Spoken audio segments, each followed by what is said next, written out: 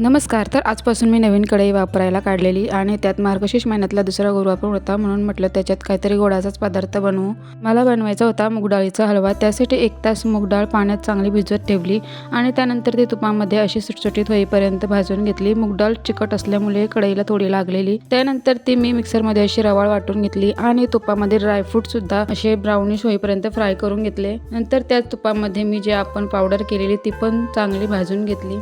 मूग डाळीचा हलवा मी पण पहिल्यांदाच ट्राय केलेला आज, पण त्याच्यासाठी खूपच पेशन्स लागतात. स्लो गॅसवर सावकाश असं बनवायला लागतं. त्यानंतर मी दूध आणि पाणी मिक्स करून त्याच्यात गरम करून टाकले आणि अशा प्रकारे आपला मूग डाळीचा हलवा रेडी होत आलेला आहे. त्यानंतर मी त्याच्यात चवीप्रमाणे साखर, आपण जे ड्रायफ्रूट्स फ्राय केलेले ते पण आणि वेलची पावडर टाकून मस्त अशी एक वाफ येऊ दिली. अशा प्रकारे आपला मूग डाळीचा हलवा रेडी आहे. तुम्हाला कशी वाटली मूग डाळीच्या हलव्याची रेसिपी? आवडल्यास लाईक, शेअर, सबस्क्राईब नक्की करा. बाय.